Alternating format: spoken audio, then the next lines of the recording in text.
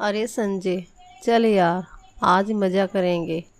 बार से बाहर निकलते समय उमेश संजय से बोला। दिनेश भी उनके साथ था।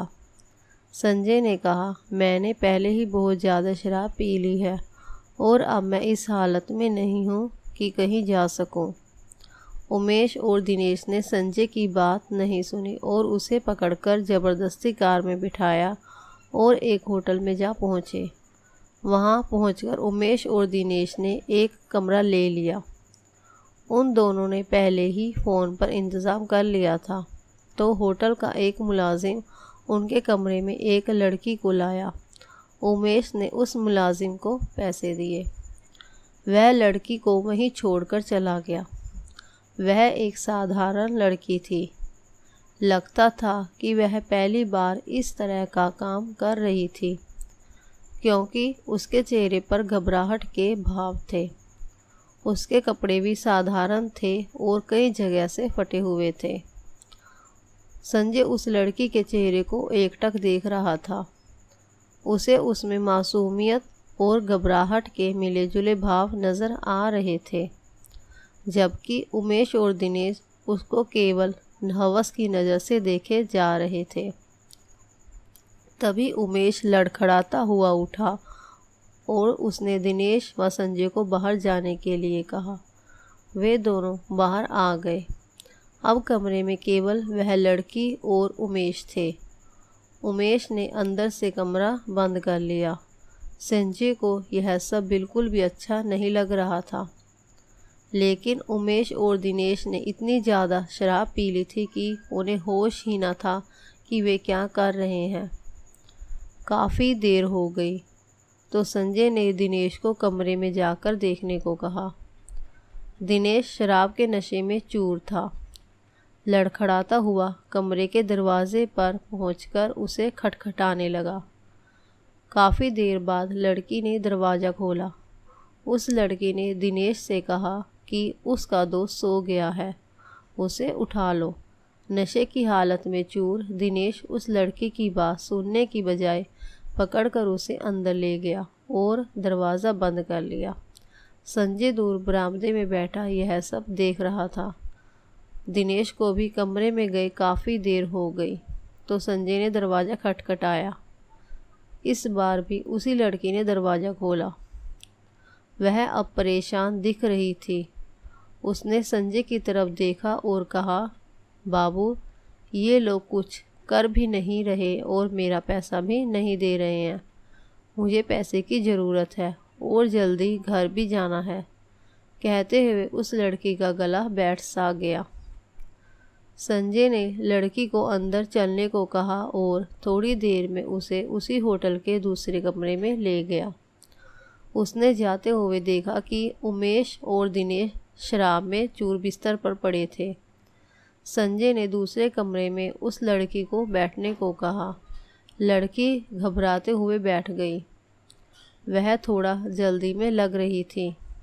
संजय ने उसे पास रखा पानी पीने को दिया, जिसे वह एक सांस में ही पी गई। पानी पीने के बाद वह लड़की खड़ी हुई और संजय से बोली, बाबू, अब जो करना है जल्दी करो। मुझे पैसे लेकर जल्दी घर पहुंचना है। संजय को उसकी मासूम बातों पर हंसी आ रही थी।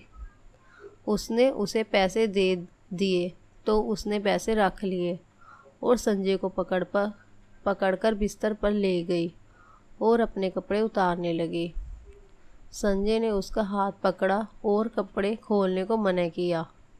लड़की बोली, नहीं बाबू, कस्तूरी ऐसी लड़की नहीं है जो बिना काम के किसी से भी पैसे ले ले। मैं गरीब जरूर हूँ, लेकिन भीख नहीं लूँगी। संजय अब बोल नहीं पा रहा था। तभी कस्तूरी ने संजय का हाथ पकड़ा और उसे बिस्तर पर ले गई। यह सब इतना जल्दी में हुआ कि संजय कुछ कर नहीं पाया। कस्तूरी ने जल्दी से अपने कपड़े उतारे और संजय के भी कपड़े उतारने लगी। अब कस्तूरी संजय के इतने नज़दीक थी कि उसके मासूम चेहरे को वह बड़े प्यार से देख रहा था। वह कस्तूरी की किसी बात का विरोध नहीं कर पा रहा था। उसके मासूम हाव भाव व चेहरे से संजय की नज़र हटती तब तक कस्तूरी वह सब कर चुकी थी जो पति पत्नी करते हैं। कस्तूरी ने जल्दी से कपड़े पहने और होटल के कमरे से बाहर निकल गई। संजय अभी भी कस्तूरी के ख्यालों में खोया हुआ था। समय बीतता गया लेकिन संजय के दिमाग से कस्तूरी निकल नहीं पा रही थी। एक दिन संजय बाजार में सामान खरीद रहा था।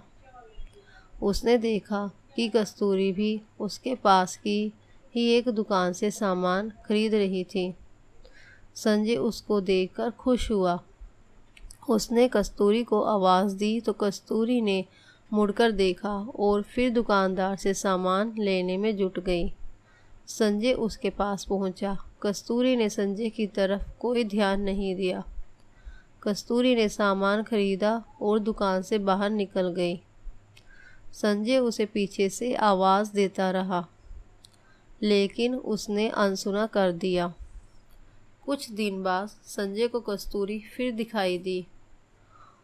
उस दिन संजय ने कस्तूरी का हाथ पकड़ा और उसे भीड़ से दूर खींचकर ले गया और उससे उसकी पिछली बार की हरकत के बारे में पूछना चाहा तो संजय के पैरों की ज़मीन खिसक गई। उसने देखा कस्तूरी का चेहरा पीला पड़ चुका था और वह बहुत कमज़ोर हो गई थी। उसने अपनी फटी चुनरी से अपना पेट छिपा रखा था जो कुछ बाहर दिख रहा था। कस्तूरी वहाँ से जाने के लिए संजय से जोर आजमाइश कर रही थी। संजय ने किसी तरह उसे शांत किया और भीड़ से दूर एक चाय की दुकान पर बिठाया।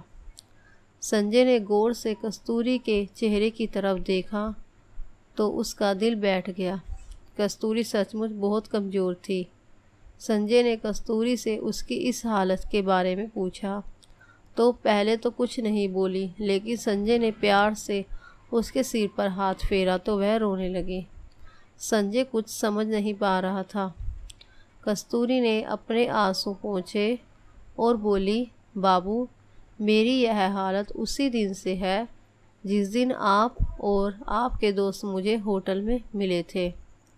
संजय ने उसकी तरफ सवालिया नज़रों से देखा तो वह फिर बोली, बाबू, मैं कोई धंधे वाली नहीं हूँ। मैं उस गंदे नाले के पास वाली कच्ची झोपड़पट्टी में रहती हूँ। उस दिन पुलिस मेरे भाई को पकड़कर ले गई थी क्योंकि वह गली में चरस गांजा बेच रहा था। उसे जमानत पर छुड़ाना था और मेरे माँ बाप के पास पैसा नहीं था। अब मुझे ही कुछ करना था। मैंने अपने पड़ोस में सबसे पैसा मांगा लेकिन किसी को ने नहीं दिया।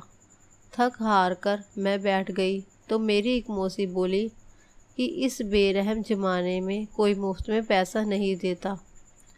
मौसी की यह बात मेरी समझ में आई और मैं आप और आपके दोस्तों तक पहुंच गई। कस्तूरी चुप हुई तो संजय ने अपने चेहरे के दर्द को छिपाते हुए पूछा, तुम्हारी यह हालत कैसे हुई? कस्तूरी ने कहा, बाबू, यह जानकर आप क्या करोगे? यह तो मेरी किस्मत है। संजय ने फिर जोर दिया तो कस्तूरी बोली, बाबू, उस दिन आपके दिए गए पैसे से मैं अपने भाई को हवाला से छुड़ा लाई। तो भाई ने पूछा कि पैसे कहाँ से आए? मैंने झूठ बोल दिया कि किसी से उधार लिए हैं। थोड़ी देर चुप रहने के बाद वह फिर बोली, बाबू, सबने पैसा देखा लेकिन मैंने जो जिस्म बेचकर एक जान को अपने शरीर में आने दिया तो उसे सब नाजायज़ कहने लगे और जिस भाई को मैंने बचाया था वह मुझे धंधे वाली कहने लगा और मुझे मारने लगा। वह मुझे रोज़ ही मारता है। यह सुनकर संजय के कलेजे का खून सूख गया। इस सब के लिए वह खुद को भी कसूरवार मानने लगा। उसकी आंखों में भी आंसू झलक आए थे। कस्तूरी ने यह देखा तो वह बोली, बाबू, इसमें आपका कोई कसूर नहीं है। अगर मैं उस रात आपको जिस्म नहीं बेचती तो किसी और को बेचती, लेकिन बाबू, उस दिन के बाद से मैंने अपना जिस्म किसी को नहीं बेचा। यह कहते हुए वह चुप हुई और कुछ सोचकर बोली, बाबू, उस रात आपके अच्छे बर्ताव को देखकर मैंने फैसला किया था कि मैं आपकी इस प्यार की निशानी को दुनिया में लाऊंगी और उसी के सहारे ज़िंदगी गुजार दूंगी, क्योंकि हम गरीब जैसी लड़कियों को कहाँ कोई प्यार करने वाला जीवन साथी मिलता है। इतना कहकर कस्तूरी का गला भर आया। वह आगे बोली, बाबू, यह आपकी निशानी है और मैं इसे दुनिया में लाऊंगी, चाहे इसके लिए मुझे मरना ही क्यों ना पड़े। इतना कहकर वह तेजी से उठी और अपने घर की तरफ चल दी। यह सुनकर संजय जैसे जम गया था। वह कहकर भी कुछ नहीं कर पाया। उसने फैसला किया कि कल वह कस्तूरी के घर जाकर उससे शादी की बात करेगा। वह रात संजय को लंबी लग रही थी। सुबह संजय जल्दी उठा और बदहवास सा कस्तूरी के घर की तरफ चल दिया। वह उसके मोहल्ले के पास पहुंचा तो एक जगह बहुत भीड़ जमा थी। वह किसी अनहोनी के डर को दिल में लिए भीड़ को चीरकर पहुंचा तो उसने जो देखा तो जैसे उसका दिल बाहर निकलने की कोशिश कर रहा हो। कस्तूरी ज़मीन पर पड़ी थी। उसकी आंखें खुली थी और चेहरे पर वही मासूम मुस्कुराहट थी।